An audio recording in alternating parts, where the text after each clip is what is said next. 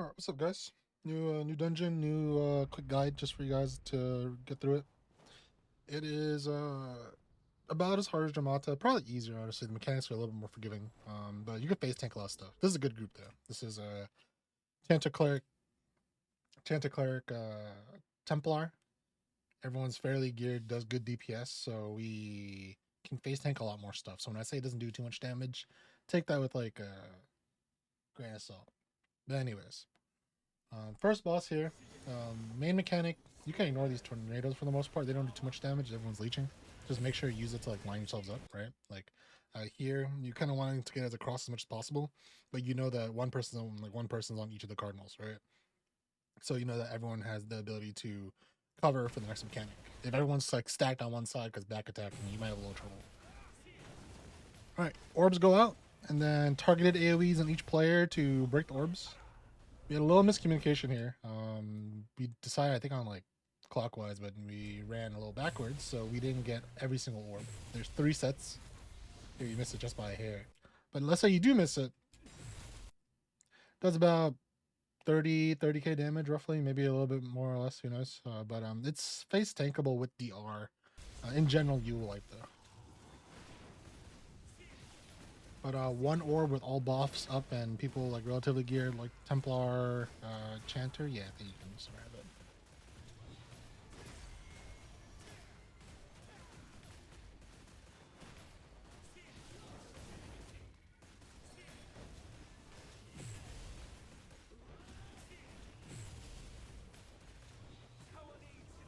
All right, next mechanic. This is a simple color mechanic.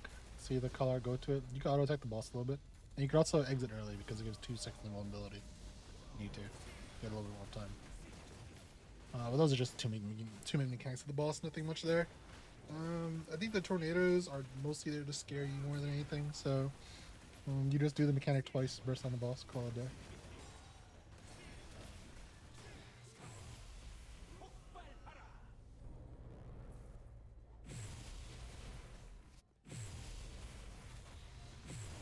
There's like 8 orbs and 3 sets of AoE, so technically you have 4 extra if you can get people to cover for you. But that's about it for the boss. All right, next up.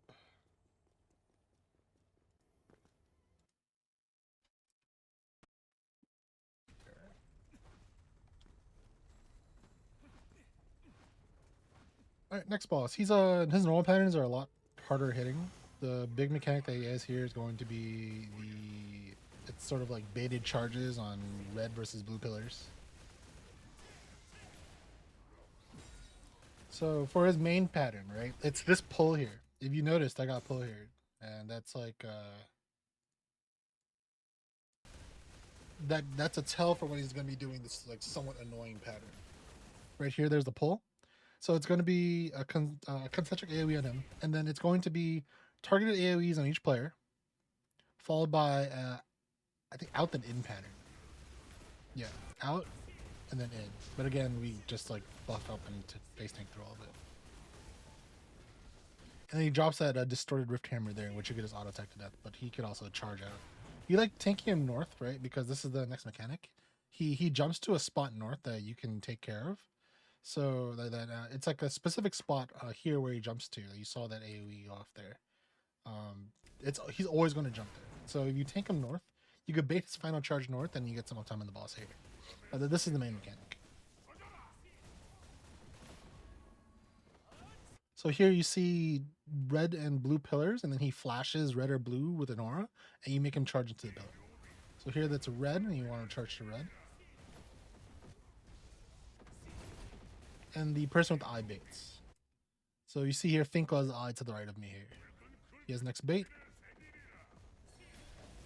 Now here, there's a red bait, but he charges into the blue crystal. So there is a raid wide that goes out that's approximately like 30k on mitigated. And there's the final charge too. But as you can see here, which is like a nice example, right, is that even if you get the colors wrong, if you bait into the rock, it'll explode and you could heal and tank through it to some degree. But in general, you at least want to break one crystal every charge so that you don't have to. If all the crystals explode at once when the mechanic fails, you hard wipe, right? So at the very least, you want to at least break one crystal even with the wrong crystal. But in general, the way you do it is you stay close to him so you have a better turning radius, and then you hit all the crystals respectively. Again, it's just like red and blue crystals. All right, so out the. All right, here's a voice line. Witness the mind of Bakarma. I think this is targeted cleaves on the lowest DPS member. And you see he slams the ground there, right? You see that? You see it's targeted on me right now. And you see these hammer flashes here, right? It looks like lines and cones. So you just make sure that whoever he's targeting, you stay behind. The aggro here is random. I'm not supposed to be tanking regularly. Then during this, you see here he does the pull as well into the target AoEs and in and outs, where we stun him through it. Then here he does another pattern. He's low enough, so I think we end up making the call just to kill him. Or they didn't mechanic, I forget, honestly.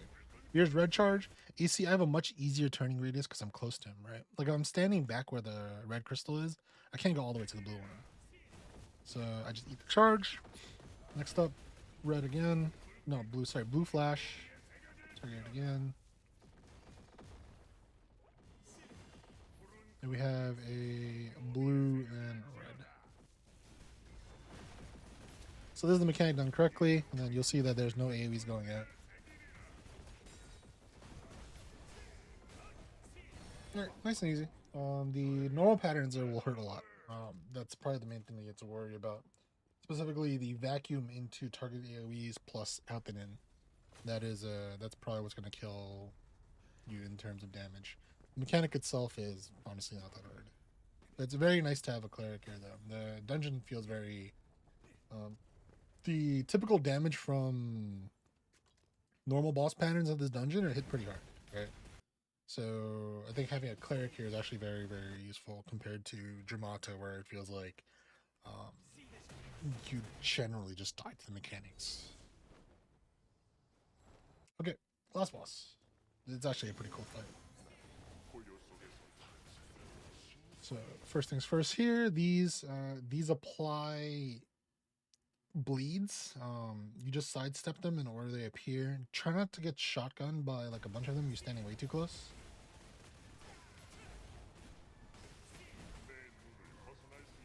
Okay, this is the first mechanic. He says, I see every move.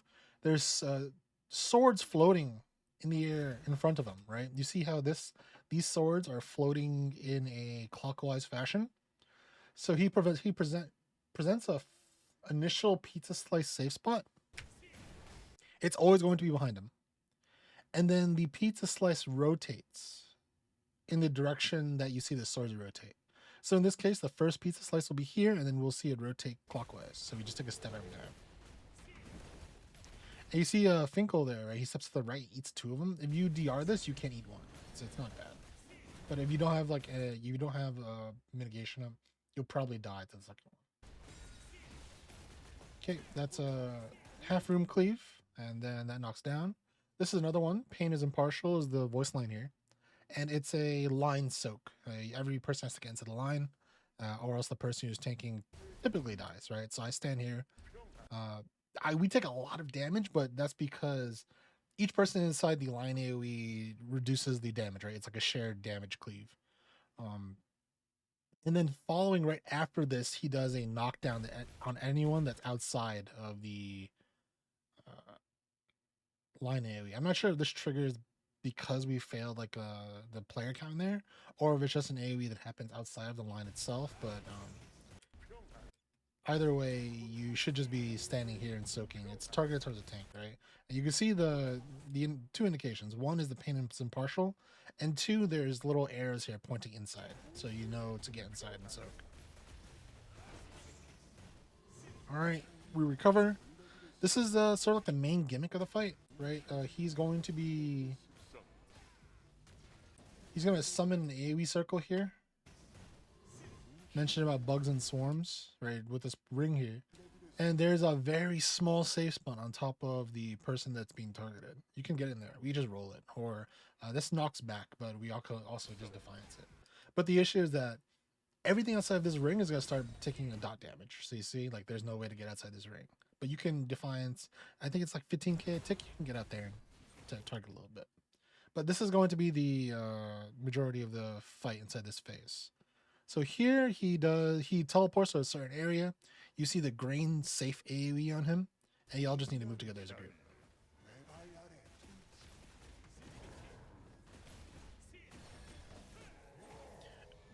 Okay, next then he goes to the center of the room. There's more of these bleed line AoEs. This is the half cleave. And this is just three circle AoEs that he moves slowly somewhere. I think it hits behind him too, so be careful on that.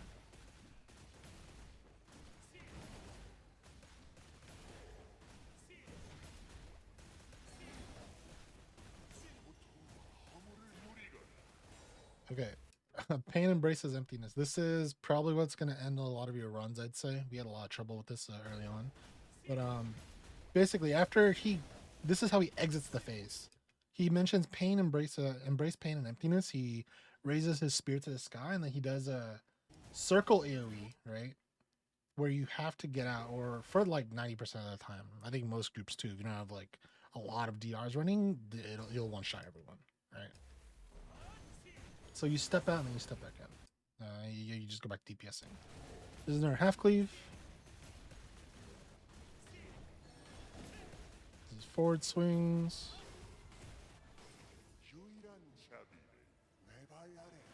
Green safe spot.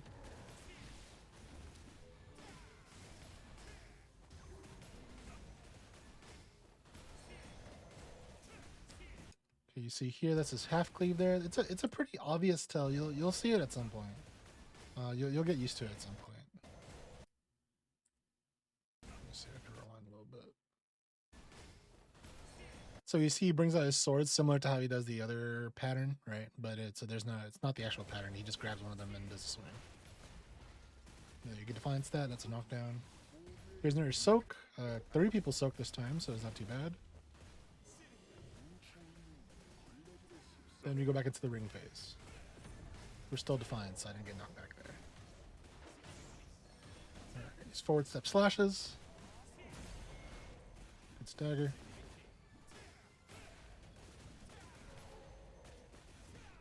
The half cleave.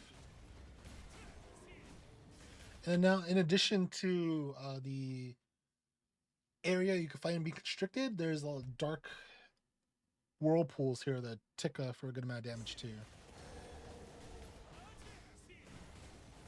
So you see we're basically positioned like, to his flank and behind, so we don't get into the whirlpool. Whirlpool ticks for about like 10k each, roughly. Here's a half cleave. No, it's a forward stepping slash. It's a half cleave? Yeah.